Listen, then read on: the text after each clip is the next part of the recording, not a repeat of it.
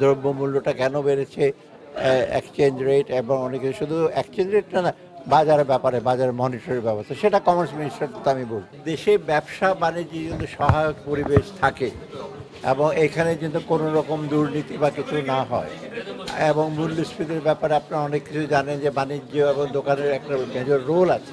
অর্থাৎ এইগুলো যেন দূরীভূত হয় এবং সাধারণ মানুষের সমস্যাগুলো শুধু খাদ্যদ্রব্য না, অন্য অন্য জিনিসগুলো যেটা বাণিজ্যের সাথে রিলেটেড, এগুলো আমরা চেষ্টা করে যত শীঘ্র সম্ভব এগুলো সমাধান করি। এবং এই জন্য আমি তো মন্ত্রণালয়ের সাথে বসবো, আর বাণিজ্যগুলি সংস্থা আছে, বিভিন্ন ফেডারেশন আছে, তাই না, তাদের সাথে বসবো, কারণ ওদের সহযোগিতা লাগবে। এবং আপনি নিশ্চিত থাকেন আমরা যতটুকু পারি সম্ভব করার, আমার কিছুটা আইডিয়া তো আছে ব্যবসা বাণিজ্যের ব্যাপারে, এরা কীভাবে কী করে, তা আপনারা নিশ্চিত থাকেন এই ব্যাপারে যত শীঘ্র আমরা পদক্ষেপ নেব। হ্যাঁ,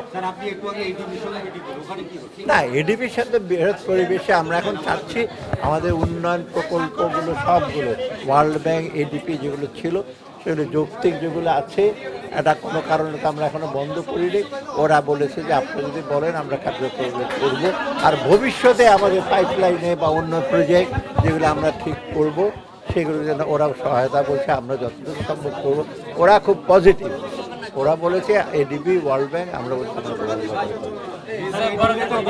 হ্যাঁ, অত ডিটেল আমরা রিজার্ভ ব্যাপারে তো গভর্নর আছে, ওরা কথা বলবে গিয়ে, বিশেষ করে IMF এর টিম যাবে, ওরা কথা বলবে রিজার্ভ ব্যাপারে, ফরেন এক্সচেঞ্জের ব্যাপারে, এগুলো করবে। এটাতে সম্পৃক্ত আমার মেইন এগুলো প্রজেক্টের ব্যাপারে। এখন প্ল্যানিং কমিশনের প্ল্যানিং মিনিস্টার একজন আসছেন, উনি যে সেগুলো করবেন সে অনুযায়ী আমরা অর্থ এবং আমি বাণিজ্য মন্ত্রণালয়ের কাছে সবার একসাথে কাজ করি। দ্রব্যমূল্য যেটা নাকি সাধারণ মানুষের সাথে সম্পৃক্ত, দ্রব্যমূল্য যে ক্রয় ক্ষমতার রাখতে আপনি দেখুন যে বাণিজ্য আমার তো একটা হচ্ছে দ্রব্যমূল্য ব্যাপারটা হলো, একটা হলো আপনার উৎপাদন আর একটা সরবরাহ। উৎপাদনটা দেশে হয়, সরবরাহ দেশে হয়, বাইরের থেকে আনতে হবে, যেখানে বাণিজ্য হিসেবে সংস্থা আছে। ওই রিলেটেড যেগুলো যে আছে সেগুলো যত সম্ভব সহায়ক পরিবেশ হয় বাণিজ্যে।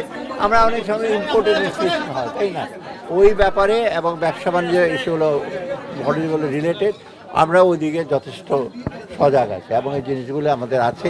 আর আমাদের যে সহকর্মী যিনি আছেন যে প্ল্যানিং মিনিস্টার, আমরা তো একসাথে আমরা জানি কি ব্যাপারগুলো, আরও ডিটেল জানি আমরা, ওগুলো আমরা একসাথে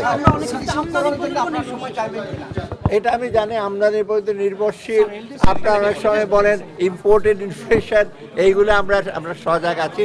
যতটুকু সম্ভব আমদানিতে অত্যাবশ্যক আমদানি করতে হবে এবং বাজারের উপরে বা ভোক্তাদের উপরে, সাধারণ মানুষের উপরে বাড়তি চাপ না পড়ে। এখন যে চাপটা আছে সেটাও যাতে কমিয়ে আনা যায় আমরা চেষ্টা করি।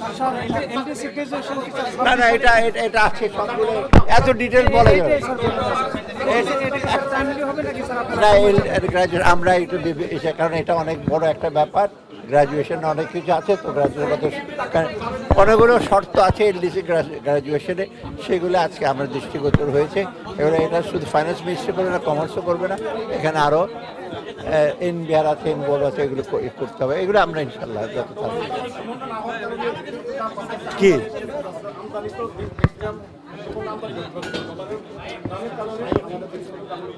আচ্ছা সেটা তো দেখা হবে। আমি তো অলরেডি প্রথম দিনই তো গভর্নর মহোদয় সাহেব ছিলেন না মিলে, তো উনিও জানেন ব্যাপারটা, দ্রব্যমূল্যটা কেন বেড়েছে, এক্সচেঞ্জ রেট এবং অনেকে শুধু এক্সচেঞ্জ রেটটা না, বাজারের ব্যাপারে বাজারের মনিটরের ব্যবস্থা, সেটা কমার্স মিনিস্টার তো আমি বলবো।